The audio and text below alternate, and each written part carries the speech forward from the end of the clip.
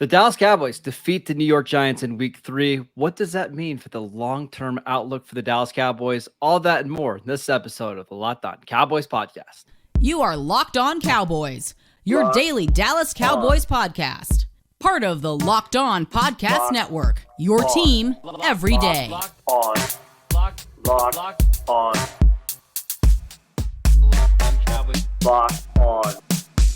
Cowboys. Welcome back to the Locked On Cowboys podcast, part of the Locked On Podcast Network, your team every day. We would like to thank you for making us your first listen of the day. We are free and available on all platforms. Today's episode is brought to you by Prize Picks. Prize Picks is daily fantasy made easy. Pick 2 to 5 players, and if they score more or less than their Prize Pick projection, you can win up to 10 times your money on your entry. First-time users can receive a 100% instant deposit match up to $100 with promo code Locked On. That is prizepicks.com, promo code Locked On. I am Marcus Mosher. You can follow me on Twitter at Marcus_Mosher. He is Landon McCool. Check him out on Twitter at McCoolBCB. Landon, how's it going? Happy Victory Tuesday. We don't get a ton of these, but I'm thrilled to be involved in this one. This was a fun game. I know a lot of people don't like to watch these kind of games, but I was entertained throughout. It was nail biting at times. Oh yeah, I was sweating halfway through this game. But I thought the Cowboys played it exactly how we kind of expected them to. Mm-hmm. And we'll dive into all of it. But overall, really good step for this team to get another win with the backup quarterback on the road, stacking these wins while we can. And we got some positive, maybe some positive news on Gallup and for next week and maybe for Schultz. And then who knows when Dak may be coming back soon. So all right, we're going to get it. Yeah, we're going to get into all the performances. Obviously, we'll talk about Cooper Rush, but long term, what does a win like this mean? Now that you've won your second game without Dak Prescott, you've won a game on the road in prime time. Does this change the thoughts or your expectations for the Cowboys for this season? I just don't think you can deal with expectations at this point. I think once your starting quarterback goes down, I think you're trying to stack as many wins as you can and just kind of keep it on a week-to-week focus. Just keep things afloat, right? Yeah, and I think that's the way that they're looking at it. I will say that I think we've talked about it since before the season that we felt like this was a team that was going to get better as they went along. It's a young team. As they got some experience, they'll start, becoming a more talented team. And I think that you're seeing that. You're seeing Tyler Smith start to blossom. You're seeing Tolbert start to get on the field a little bit more. Hopefully, he'll start to develop a little bit more. Obviously, had that one drop. But Noah Brown has been a revelation, and I think that continues his route there. CeeDee Lamb was a guy that obviously we expected from week 1 to come out and be a player for this team. I think he struggled early on, but I do think that the resiliency he showed last night could be a really great stepping stone to kind of kicking off his season, even though we're 3 games into it. Yeah, so I think that there are a lot of positive long-term things that come out of this simply because to get a win without your starting quarterback, especially a division win, I know that it was expected. I know that, I picked them.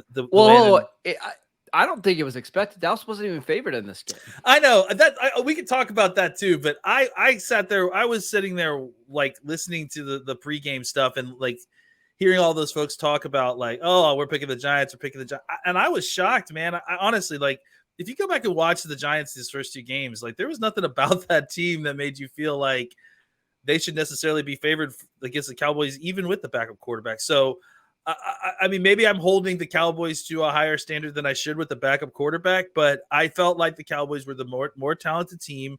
And really the reason that the game was even close was some bad penalties, some missed plays there, here and there.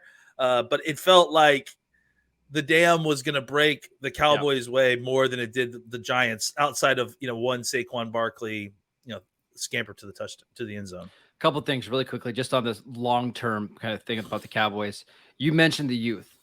There was a time last night where the Cowboys, and I remember the play specifically, you had 4 rookies playing on offense at the same time between Peyton Hendershot, Jake Ferguson, Tyler Smith at left tackle, and Jalen Tolbert out wide. I mean, on top of that, you're playing a second-year, seventh-round pick at left guard, a backup quarterback in Cooper Rush. I mean, a pretty young player in Tyler Biotish and Terrence Steele. Like, yeah, this team is really, really young on offense. So there's going to be some growing pains, and you're right. This is why we thought if you can just survive the first 6 to 8 weeks of the season, who knows what this team looks like in December and January. To that point, the reason why this win is so big is we were talking pre-season. If you can get the 4-4 before the bye week, or maybe 5-3, you're going to set yourself up for a chance to make a run. Now that you're 2-1, despite not having Dak and Gallup and Schultz and all those guys, it makes getting to 4-4 a lot easier, right? Like, you don't have to really squint to see them getting to 4-4 or even 5-3. No, absolutely not. And I think, it gives you confidence in some of these teams that they have to play. Look, I mean, like, whenever you lose your starting quarterback, we all kind of poo-poo power rankings, but we do them in our head. But as soon as you lose your starting quarterback, you always drop whatever team you're talking about to near the bottom. I mean, it's just because quarterbacks are so important, right? So for the Cowboys to still be able to come in and be, I think, having a good chance to win some of these games left. And I think the Bears game obviously is one, despite that the Cowboys can win. I think, Washington this week is going to be a game that they can win. The Rams game will be difficult, but I think that, the fact that they have enough in-house as it is to kind of make you feel like you can be competitive in those games. And like you mentioned, since they're 2-1, all they need to do is win 2 games in the next 4, and they'll be sitting pretty in a spot for when Dak or whomever comes back on the other side of the bye to kind of really take this into high gear and kind of let the offense start to unfold even further. Look, the Cowboys did a great job last night, but there are certainly things where they can improve, and they need to improve if they're going to be any good. But I think what we've seen from this team without their starting quarterback has been incredibly impressive. Yeah, and I want to talk about that a little bit more. But before we do that, I want to tell you guys about Prize Picks, which is just so much fun if you haven't played with them before. All you have to do is pick 2 to 5 players. If they score more or less than their Prize Pick projection, you can win up to 10 times your money on any entry. No competing against other people. It's just you versus the projections available. Prize Picks offers projections on just about any sport that you watch. That includes the NFL, NBA, MLB, NHL, PGA, college football, men's college basketball, women's college basketball, soccer, WNBA, esports, NASCAR, tennis, MMA, boxing, disc golf, Euro basketball, cricket, and more. Entries can be made in 60 seconds or less. It's that easy. They are currently operational in over 30 states and in Canada. All you have to do is download the Prize Pick app or go to prizepicks.com to sign up to play daily fantasy sports. First-time users can receive a 100% instant deposit match up to $100 with promo code LOCKEDON. If you deposit $100, Prize Pick will give you $100. If you deposit $50, they'll give you $50. Don't forget to use promo code LOCKEDON at sign up for an instant deposit match over $100.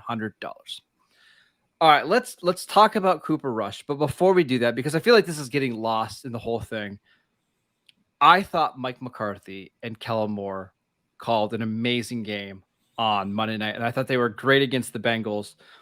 There have now been 14 games where the Cowboys have not had Dak Prescott since Mike McCarthy has been the head coach. The Cowboys are 7-7 in those games, and that includes Cooper Rush starting games, Ben DiNucci, Andy Dalton, Garrett Gilbert. They lost a lot of one-score games back in 2020. Mike McCarthy has shown, not just with the Cowboys, but also with the Packers, he just knows how to win games with a backup quarterback. In the previous regime, had no idea how to do that. So I think McCarthy deserves a lot of credit today.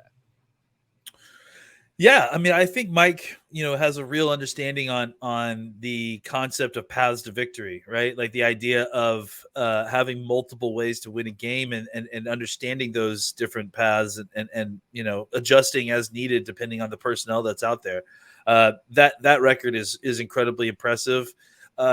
I'm going to throw in something else here. We've heard a lot of chatter, and man, you should have seen some of the comments in the chat at the Cowboys YouTube channel during the Mike McCarthy press conference. Just a lot of chatter about people suggesting that that Cooper Rush come in and take Dak's job and all this. And the reason I'm bringing that up here is because I think part of what is driving that is I think that they should consider calling the game similar for when Dak gets back. I think that the play calling set Cooper up for a lot of success. They understood what he did well, and they didn't try to do too much, and they didn't need to do too much. Not in this game.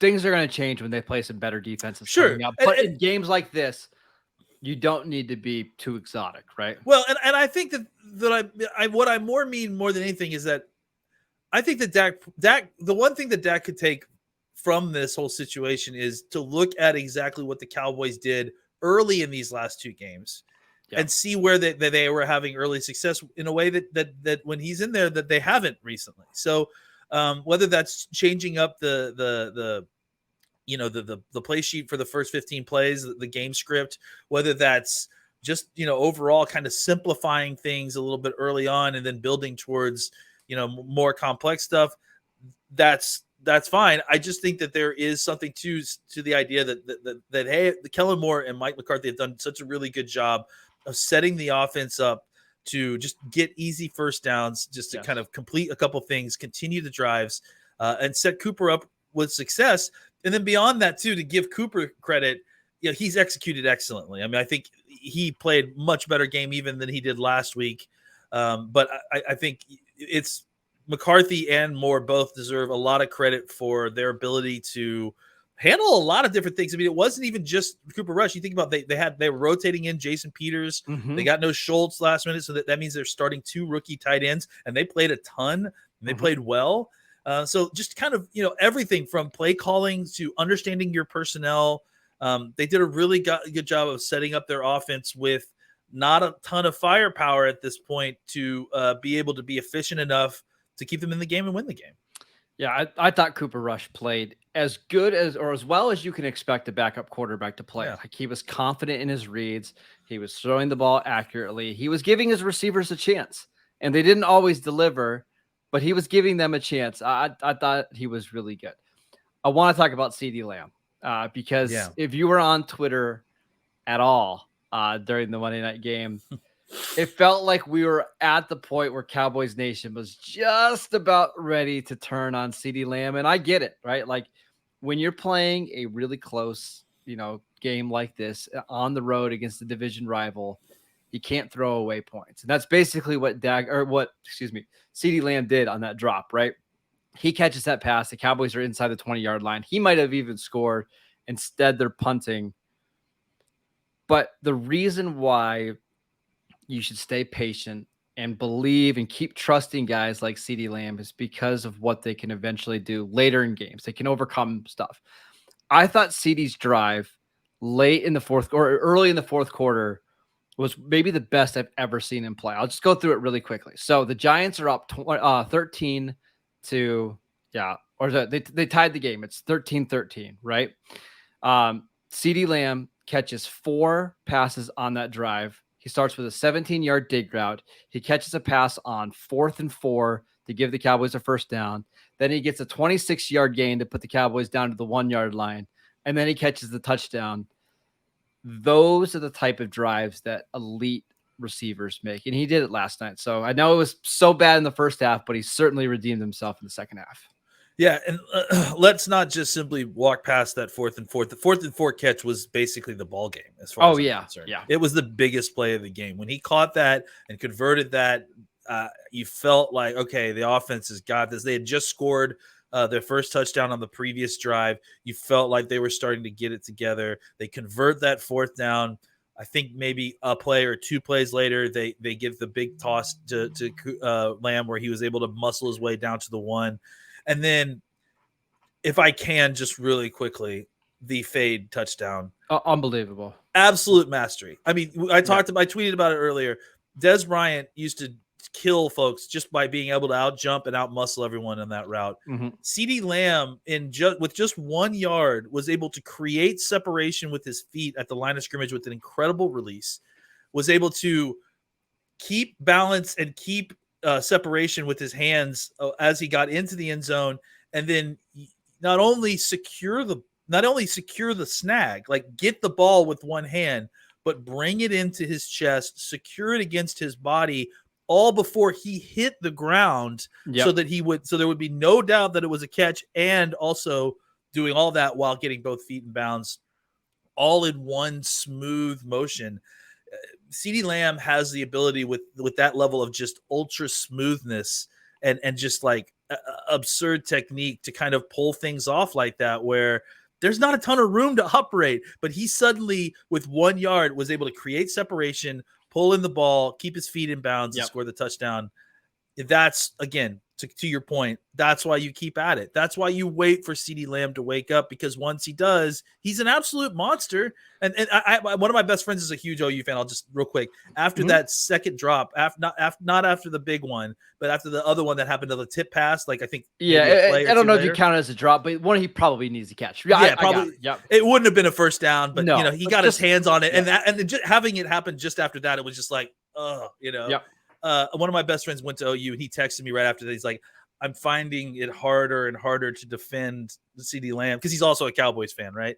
And literally by the time I read that tweet, he's scoring a touchdown, and it's just like, that just shows you how quickly that turns around. And the Cowboys needed CeeDee Lamb to go on that drive. That drive may have been as important as any drive this season, simply because they need CeeDee Lamb to start kicking it into high gear. And I think maybe that whole process was a real wake-up call for him. And that's good, because they need him to be more of the elite player that we saw last year than what we've seen the first 2 weeks.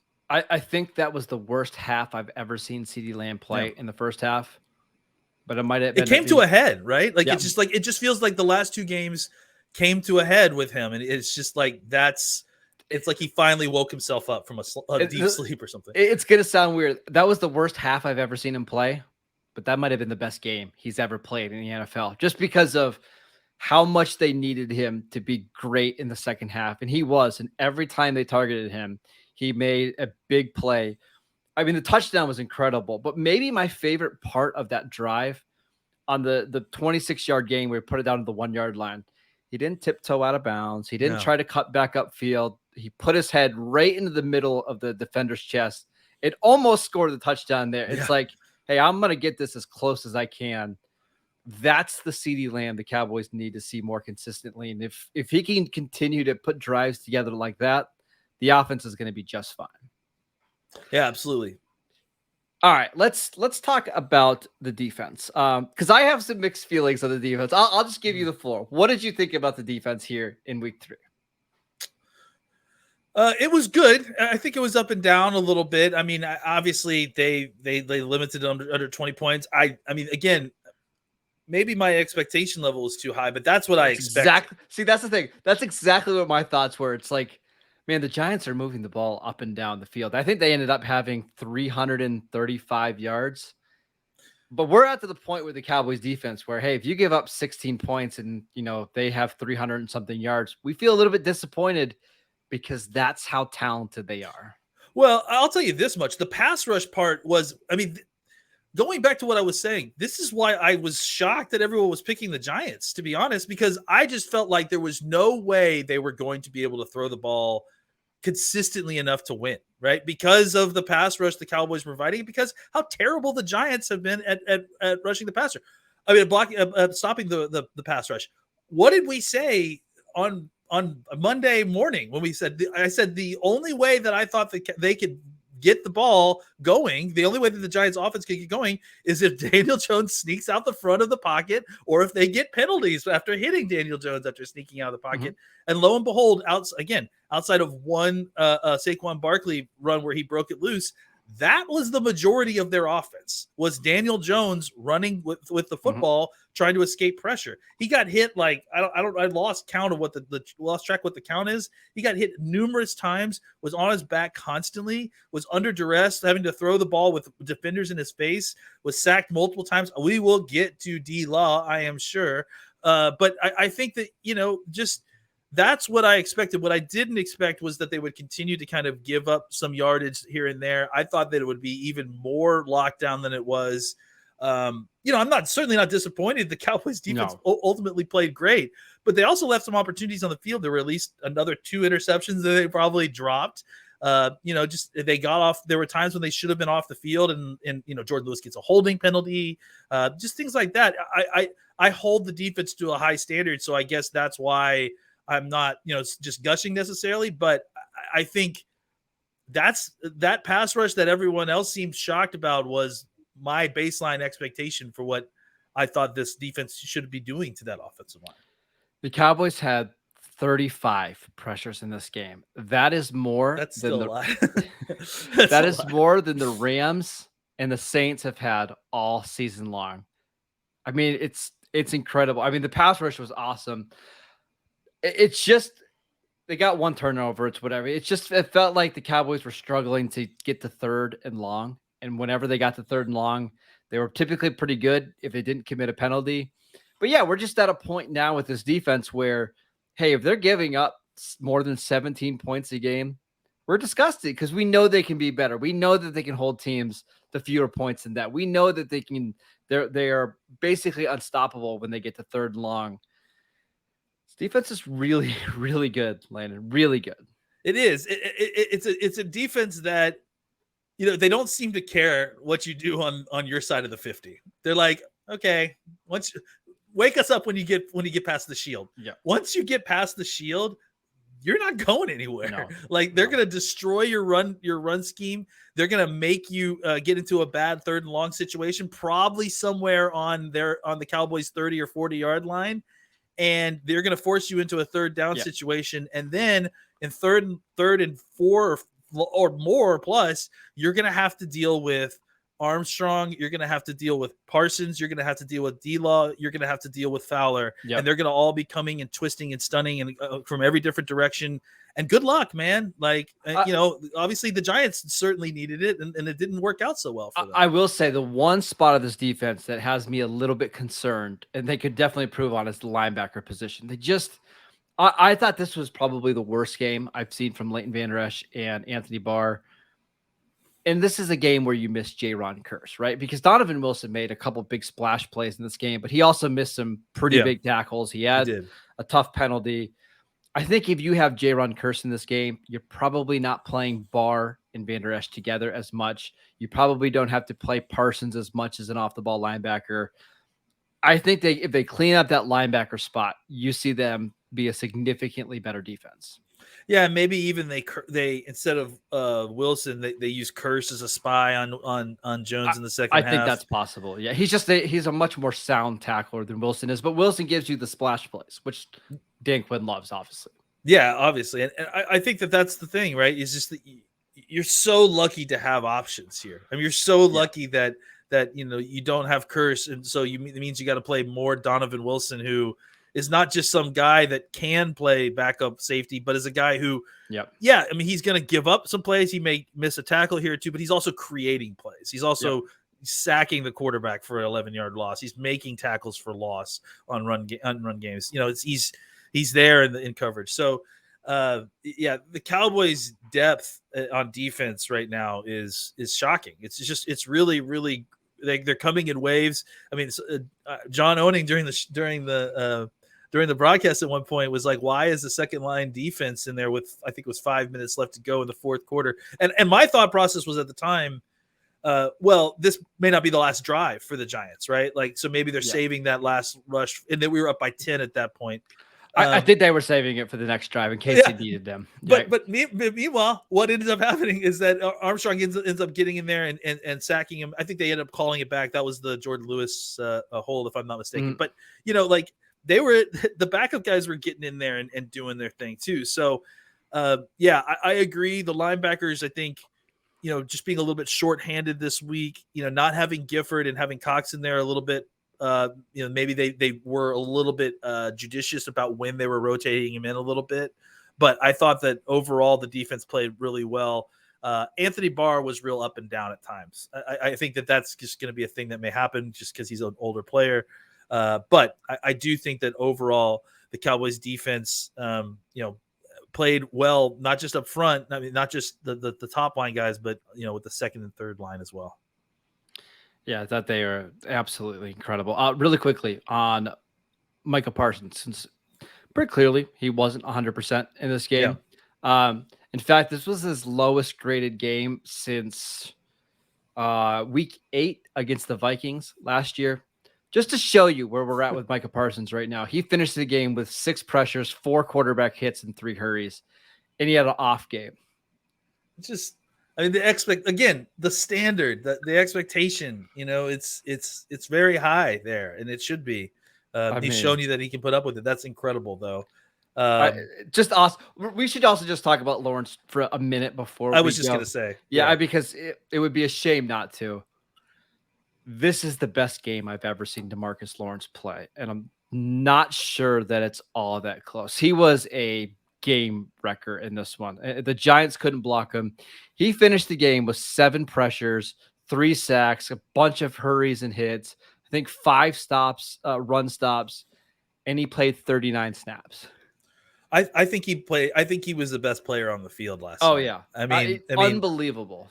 Just had an effect on the game in a way that a few other players did. I mean, even Micah Parsons, who was, kind of opening things up overall for the defense, when he was on the field, he was practically unblockable. Evan Neal didn't have a chance. It's just whether it was technique, getting around in the backfield, avoiding chips by running the arc as opposed to going inside, kicking inside to play as a 3 technique and just destroying guards. Awesome. I mean, he was just awesome all over the place. The amount of fear that was struck in me when he went down and grabbed his foot, and I was just thinking, God, not another foot injury for this guy. But the fact that he was able to get back in really made me feel better, obviously. And then I think he recorded a sack when he got back in. So I mean, just a fantastic performance by a guy who has been, wrongly kind of wrecked by Cowboys Nations for times because of the contract. He's one of the best players. He's one of the very best players on this team. And when he's right, he's one of the very best pass rushers and defenders in the league. And he showed that last night. Yeah, he was absolutely incredible. If he can continue to play like that, there's not a defense in the league that's going to be better than the Dallas Cowboys this year. It's not going to happen because Parsons and Lawrence together are absolutely incredible. Armstrong, real quick before we go, we got to talk. Armstrong has 3 sacks, I think, through 3 games at this point, plus a blocked field goal. 4 sacks through 3 games, plus a blocked field goal. Another guy who just is all over the place. It's just like mostly it's been a lot of kind of late in the snap sacks, but those still matter, right? He's still there and he's still making plays. So, I mean, these Fowler, Armstrong, Lawrence, Parsons, you couldn't ask for a better foursome at defensive end as it is right now. Yeah, 8 pressures over the last 2 games for Dorrance Armstrong, despite being a part-time player. Pretty good. Also, made a monster kick block or field goal block early in the game to make sure that the Giants did get out to an early lead. He's been one of the Cowboys' better special teams players for a while now. So don't forget the little plays like that end up helping you win a game, by a touchdown. All right, that is it for today's show. Thank you for tuning in, and we want to thank you for making Locked On Cowboys your first listen every day. Now make your second listen the Peacock and Williamson NFL show. Brian Peacock and former NFL scout Matt Williamson give you the expert NFL analysis in less than 30 minutes. It's free and available wherever you get your podcast, all the same places that you would download the Locked On Cowboys podcast.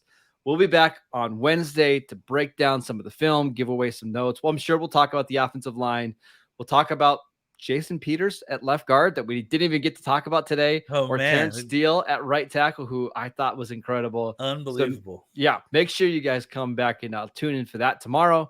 Follow Landon on Twitter at McCoolBCB. I am at Marcus _Mosher. Enjoy your Victory Tuesday. We'll see you guys next time.